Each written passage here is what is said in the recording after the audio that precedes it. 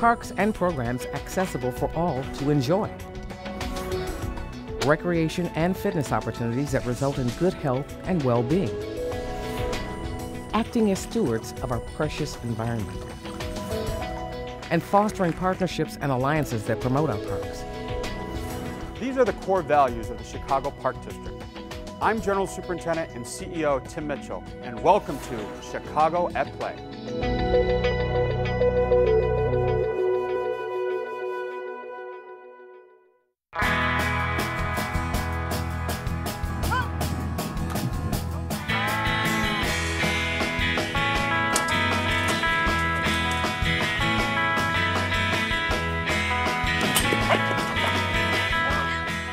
The Chicago Park District marks a major milestone this year, celebrating its 75th year as one of the nation's leading park systems. And its rich history tells a story of unwavering community commitment. There were many parks located throughout Chicago. In fact, there were 22 separate park districts, all operating simultaneously. When the Great Depression hit, they were going broke. And then President Franklin Delano Roosevelt established the New Deal. And here was an opportunity for the federal government to help create jobs and help these park districts kind of get back on their feet. Back in 1934, the state consolidated the 22 park districts into one because 18 of them were actually going bankrupt at the time. We are a unified park system, one of the oldest in the nation, one of the strongest in the nation, certainly one of the largest. In the midst of the Great Depression, the Works Progress Administration, or WPA, was born, and the Park District was a major beneficiary. The newly formed Chicago Park District received millions of dollars from the federal government, and it included the opportunity to repair parks that had been left neglected for years and years, but also to create wonderful programs, because the real mission was to establish new jobs. And so there were all kinds of programs that were offered by the Chicago Park District. Many traditions we celebrate today were products of the programs implemented in the 1930s. The Grant Park Music Festival was born during this period, and long before Venetian Night became a summer tradition, parks would build and launch water floats from Burnham Harbor, an event known as the Carnival on the Lakes. There were an array of opportunities that had parks bustling with activities every day of the week. During the Depression, children didn't have very many toys. And what they did then was they had adult art craft classes make toys, and they put them in what was called the Toy Lending Library. This was just like a regular library. The kids would go and they could check out a toy. They had a little library card. They were given a special bag that the toy then went in. They would take it home and they had to bring it back a week later. During the 1940s, it was the war era in Chicago. In many cases, there weren't as many men around because they went off to the war, and so the women became very much involved.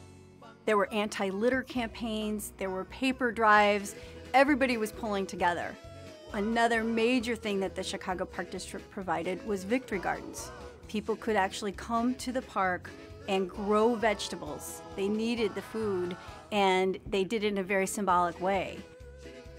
Then along came the baby boomers, and the demand for more resources resulted in the addition of 43 new parks. The programming was very geared towards young children because there were so many of them in the system, and the park day camps were just incredible. That was a time when the day camps became a huge initiative for the Chicago Park District. Children in their day camps sometimes would go canoeing. There was a Winnebago Indian who would teach Indian lore. There were all kinds of wonderful things that you could do throughout the summer at your Chicago Park District park.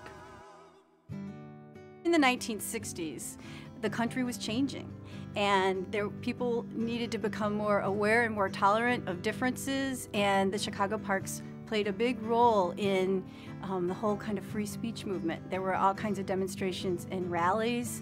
There was a 1966 Freedom Rally at Soldier Field, and Dr. King actually spoke there. This period also saw the development of special recreation programs, culminating in the launch of the Special Olympics in the summer of 1968.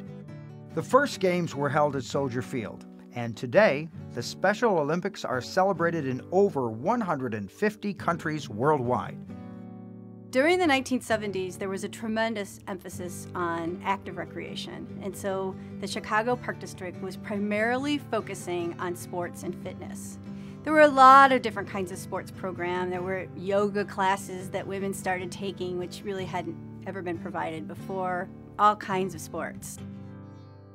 In 1974, the Park District acquired the old South Shore Country Club. Initial plans called for tearing it down, but residents rallied together to save the Mediterranean-style structure. It was later restored and became the beautiful South Shore Cultural Center. This activism ushered in a new era of community involvement. That community involvement continued in the 1980s when the Chicago Park District established advisory councils for the first time. Now, the people in the neighborhood actually had a voice about how their parks would be managed and programmed.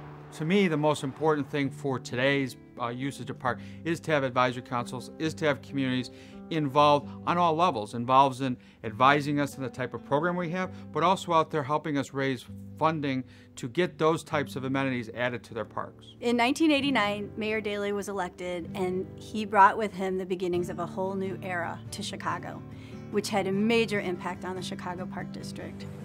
A lot of interest in having experiences of nature in the city, which included creating natural areas. We have beautiful wildflower and butterfly gardens. All of this came from this initiative. Historic preservation programs allowed for the restoration of significant park buildings, monuments, and statues throughout the city, including the restoration of the Fountain of Time in Washington Park. In the last decade or so, the Chicago Park District has also developed volunteer programs so that people in the communities can help us out. And that includes the nature stewards, where people are trained to actually help maintain the natural areas in their own parks. We also have docents who are trained to give interpretation and give free tours of several parks.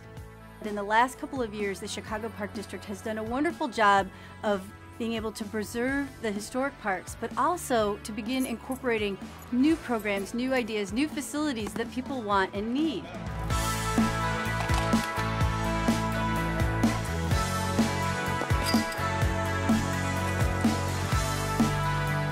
A lot has changed in 75 years, but some things remain the same. The Chicago Park District continues to be a leader in providing green spaces and recreational opportunities for all to participate and enjoy. I'm open! Our system with the 26 miles of beaches, and the bike paths throughout the city, as well as the 250 staffed field houses and the staff we have, is just a tremendous system. It's a tremendous system that constantly needs to be nurtured by both staff as well as the community. Celebrating our history is an opportunity to look back and to realize what a marvelous resource these parks really are.